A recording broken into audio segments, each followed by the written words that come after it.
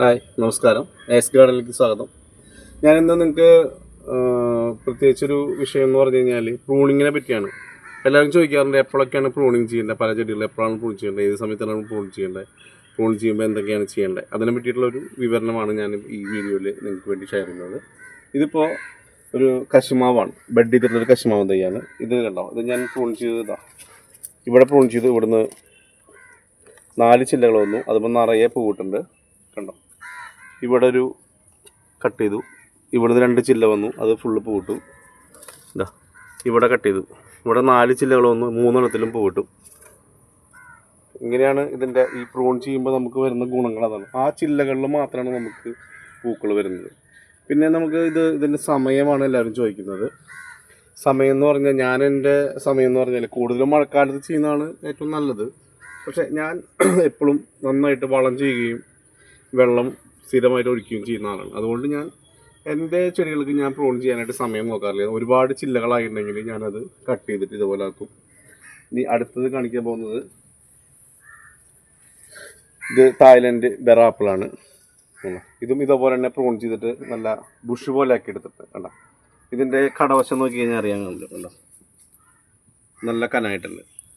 ഇപ്പോൾ നമുക്ക് കൂടുതലും എന്താണെന്ന് വെച്ചാൽ ഇതൊക്കെ കൂടുതൽ ചെയ്യാൻ കാരണം എന്ന് വെച്ചാൽ ഇപ്പം ഞാൻ കൂടുതലും ചെയ്തിട്ടുള്ളത് ടെറസിൻ്റെ മുകളിലാണ്. ടെറസിൻ്റെ മുകളിൽ നമുക്ക് സ്ഥലപരിമിതി വളരെ കുറവാണ്.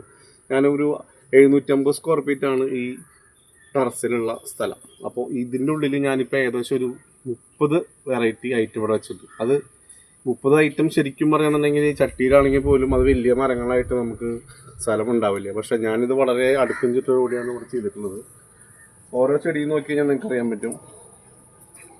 ഇതാണ്ട മരമുന്തിരി, ഇതും ഇതുപോലെ തന്നെ പ്രൂൺ ചെയ്തത്. ഇതിൻ്റെ കടകളൊക്കെ നല്ല വണ്ണായിട്ടുണ്ട് കേട്ടോ. ഞാനിത് ബുഷ് പോലെ ആക്കിയെടുത്തിട്ടുള്ളത് എന്താണെന്ന് വെച്ചാൽ നമുക്ക് നമ്മുടെ സൗകര്യത്തിന് വേണ്ടിയിട്ടാണ്. ഇത് സൺഡ്രോപ്പ്, ഇതിപ്പോൾ ഒരു 2 മാസമായിട്ടുള്ള പ്രൂൺ ചെയ്തിട്ട് കണ്ടോ. ഇതിൻ്റെ ചില്ലകളൊക്കെ നോക്കി തിക്കായിട്ട് ചില്ലകൾ തരുന്നത് കണ്ടോ.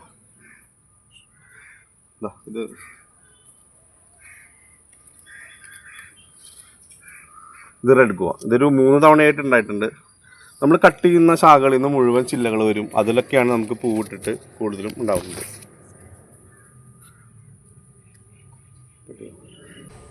ഇത് നമ്മുടെ അബിയു ആണ്. അബിയു ഞാൻ ഇതുപോലെ തന്നെ പ്രൂൺ ചെയ്താണ് കേട്ടോ. ശരിക്ക് 2 ചില്ല മാത്രം നമുക്ക് ഉണങ്ങിയിട്ടുണ്ട്, പക്ഷെ ബാക്കിയതെല്ലാം പൊടിച്ചിട്ടുണ്ട്. ഇത് വലിയ മരം പോലെ ഇതായിരുന്നു, കട്ട് ചെയ്തിട്ടാണ് ഇപ്പം ഇങ്ങനെ ചെറുതാക്കി ഇതാക്കിയത്. പിന്നെ ഇത് കണ്ടോ, ഇത് ചാമ്പ, റെഡ് ചാമ്പ. ഇത് കണ്ടോ, നല്ല ബുഷ് പോലെയാണ് നിൽക്കുന്നത്. ഇതൊക്കെ ഞാൻ പ്രൂൺ ചെയ്ത് ഒരു 3 തവണയെങ്കിലും ഞാൻ പ്രൂൺ ചെയ്തിട്ടുണ്ട്. അങ്ങനെയാണ് ഇതിങ്ങനെ ആക്കിയിട്ടുള്ളത്.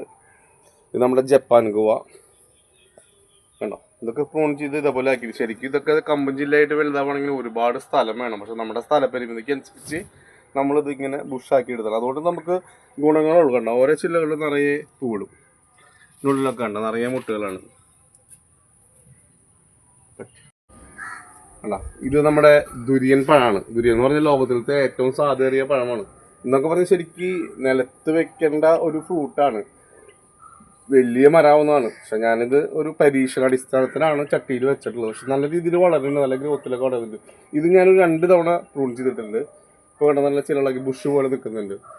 ഇത് പ്രൂൺ ചെയ്തില്ലെങ്കിൽ ഇതൊരു വലിയൊരു മരമായിട്ട് എൻ്റെ ഈ സ്ഥലം മുഴുവൻ ശരിക്കും കഴിഞ്ഞാണ്. പക്ഷെ ഇതിപ്പോൾ നല്ല ബുഷായിട്ട് കിട്ടിയിട്ടുണ്ട്. ഇനി അടുത്ത സ്റ്റെപ്പും കൂടി ഞാൻ ഒരു പ്രാവശ്യം പ്രൂൺ ചെയ്യും. അല്ലാതെ നമുക്ക് ഇവിടെ വളർത്താൻ പറ്റില്ല. ഇതൊരു പേരയാണ്, ഒരു ബണ്ടിട്ടുള്ളൊരു പേരാണ്. ഇതതുപോലെ തന്നെ ഉണ്ടോ. ഇതെല്ലാത്തിൻ്റെയും കട കണ്ടു കഴിഞ്ഞാൽ അറിയാം നിങ്ങൾക്ക്. നല്ല വണ്ണായിട്ടുണ്ട്. അതൊക്കെ ഇങ്ങനെ ബുഷ് പോലെ ആക്കി കഴിഞ്ഞാൽ നമ്മുടെ സ്ഥലപരിമിതിക്ക് അനുസരിച്ച് ഉണ്ടാവും. ഇതേപോലെ സീതപ്പഴം റെഡാണ്. അതും ഇതുപോലെ തന്നെ പരമാവധി ബുഷാക്കിയിട്ട് നിർത്തിയിട്ടുണ്ട്. ഇത് ഞാവലാണ്.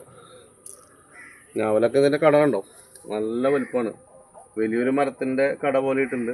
നമ്മളത് ബുഷാക്കി നിർത്തിക്കൊണ്ടാണ് ഇതെല്ലാം ഇപ്പോൾ ഒരു 2 വർഷം കഴിഞ്ഞിട്ടുണ്ട്. ഇപ്പോൾ 3 വർഷമായിരിക്കും കിടക്കുന്നത്. ഇപ്പോൾ ഈ വർഷം കായ്ക്കുന്നതാണ് വിചാരിക്കുന്നത്. അതുപോലെ മാതളമൊക്കെ ഇതുപോലെ തന്നെ കടക്ക വണ്ണായിട്ട് ഇതുപോലെ നമുക്കിതുപോലെ കട്ട് ചെയ്തിട്ട് ഇതൊന്നും കൂടി കട്ട് ചെയ്യാറുണ്ട്. ഈ ഭാഗം കൂടി പ്രൂൺ ചെയ്യാറായിട്ടുണ്ട്. നമ്മൾ പ്രൂൺ ചെയ്യുമ്പോൾ ചെയ്യേണ്ട കാര്യം എന്താണെന്ന് വെച്ചാൽ എപ്പോഴും ആ പ്രൂൺ ചെയ്യുന്ന ദിവസം നമ്മൾ കുറച്ച് വളം ഇട്ട് കൊടുക്കണം. ചാണകപ്പൊടിയോ എല്ലുപ്പൊടിയോ അങ്ങനെ എന്തെങ്കിലുമൊക്കെ മിക്സ് ആക്കിയിട്ട് നമ്മൾ വളം ചെയ്യുന്നത് എപ്പോഴും നല്ലതാണ്. ആ പ്രൂൺ ചെയ്യുന്ന സമയത്ത് നമ്മളിപ്പോൾ സാധാരണ മനുഷ്യന്മാർക്ക് എന്തെങ്കിലും പെരുക്കം എന്തെങ്കിലും ചെയ്യുമ്പോൾ നമ്മൾ എന്തെങ്കിലും മെഡിസിൻ ചെയ്യില്ല, അതുപോലെ തന്നെയാണ് ഈ ചെടികൾക്കും നമ്മൾ കട്ട് ചെയ്യുന്ന സമയത്ത് അവർക്കൊരു മുറിവാണ്. അപ്പോൾ ആ സമയത്ത് അവർക്കുള്ള വളം കാര്യങ്ങളും നമ്മൾ അപ്പം ചെയ്തിട്ടുണ്ട്. പിന്നെ വെള്ളം മറക്കാതെ ഒഴിക്കണം, 2 നേരമെങ്കിലും ഒഴിക്കണം, പ്രത്യേകിച്ച് ഈ പ്രൂൺ ചെയ്യുന്ന സമയത്ത് കേട്ടോ. അത് വേനലായാലും ഞാൻ ചെയ്തിട്ടുണ്ട്. എനിക്ക് ഇതുവരെ അങ്ങനെ ഒന്നും ഒരു ചെടി ഇതുവരെ ഉണങ്ങി പോയിട്ടില്ല ഞാൻ പ്രൂൺ ചെയ്തിട്ട്. അതെനിക്കൊരു ഞാൻ പരീക്ഷിച്ചിട്ടൊരു വിജയമാണ്. മറ്റുള്ളവർ പലരും പല കണക്കും പറയാറുണ്ട്, പക്ഷെ ഞാൻ അങ്ങനെ നോക്കാറില്ല. ഞാൻ എൻ്റെ ചെടിക്ക് എപ്പോഴും നല്ല രീതിയിൽ വളവും മണ്ണും വളവും വെള്ളം കൊടുക്കുമ്പോൾ ഒരു പ്രശ്നമില്ല. ഇത് നെല്ലിക്കമരാണ് കേട്ടോ. ഇതൊക്കെ ഒരു 2 തവണ പ്രൂൺ ചെയ്തിട്ടുണ്ട്. പിന്നെ ശാഖകളൊക്കെ ഉണ്ട്. ഇത് ശരിക്കും ഞാനിപ്പോൾ തമിഴ്നാട്ടിൽ പോയിട്ട് ഇതിൻ്റെ ഒരു കൃഷി കണ്ടായിരുന്നു നെല്ലിയുടെ. അവരൊക്കെ ശരിക്കും ചെയ്യുന്നത് ഈ വലിപ്പം തന്നെ ഉള്ളൂ നെല്ലിമരം. നമുക്ക് ഇവിടുന്ന് കേരളത്തിലേക്ക് വരുന്ന നെല്ലിക്ക മുഴുവൻ ശരിക്കും തമിഴ്നാട്ടിൽ നിന്നാണ് അധികം വരുന്നത്. ഒക്കെ ഇത്രയും വലിപ്പം തന്നെ ഉള്ളൂ കേട്ടോ. അത് ഇതുപോലെ തന്നെ പ്രൂൺ ചെയ്തിട്ടാണ് അവർ ഫുള്ള് ശാഖകളായിട്ട് അതുമെന്നാണ് നെല്ലിക്കൊക്കെ ഉണ്ടാവുന്നത്. ഇത് നെല്ലിമരം ഇതിപ്പോൾ ഒരു 2 വർഷമായിട്ടുള്ളൂ കേട്ടോ. അടുത്ത വർഷം ആകുമ്പോഴേക്കും അതിൻ്റെ കായ് വരും. ഫസ്റ്റ് പൂട്ടായിരുന്നോ ഞാൻ പൊട്ടിച്ച് കളഞ്ഞു. അതിൽ ശരിക്കും ഒരു 3 വർഷം ആയാലും ഈ ബഡ് ചെയ്ത് വരുന്ന ചെടികളൊക്കെ നമുക്ക് നല്ല രീതിയിൽ ഉണ്ടാവുള്ളൂ. ഇത് പിന്നെ ഇതാ കണ്ടോ, ഇസ്രായേൽ ഓറഞ്ച് നിറയെ ഉണ്ടായിരുന്നു കണ്ടോ. ഇത് കട്ട് ചെയ്ത് കൊടുത്താൽ മതി, നിറയെ എല്ലാ ചില്ലകളിലും നിറയെയാണ് ഉണ്ടായി നിൽക്കുന്നത്. പിന്നെ ഇതാ ചിക്കുൻ്റെ വീഡിയോ ഞാൻ ഇട്ടായിരുന്നു, ഞാൻ കാണിച്ചതാണ്. അതൊരു ബുഷായിട്ട് നിൽക്കുന്നത്. അതുപോലെ സ്വീറ്റ് അമ്പഴങ്ങ ഇതൊക്കെ ഉണ്ട്. അതൊക്കെ പൂട്ട് നിൽക്കുന്നുണ്ടോ. നമ്മൾ പ്രൂൺ ചെയ്യുന്ന ഓരോ ശാഖകളിൽ നിന്നും കണ്ടോ, ഓരോ ചില്ലകളിൽ നിന്നും വരുന്നുണ്ടോ. ഇതൊക്കെ കണ്ടോ, പൂടുന്നുണ്ടോ. ഇതാണ് നമ്മൾ കട്ട് ചെയ്യുന്നതിനനുസരിച്ച് അതിൻ്റെ ശാഖകൾ വരും, അതിന് നിറയെ ഫ്രൂട്ട്സ് ഉണ്ടാവും. അപ്പം നമുക്ക് സ്ഥലപരിമിതിക്കുള്ളിൽ ഇത് നിൽക്കുകയും ചെയ്യും. അതാണ് ഒരു ഗുണം.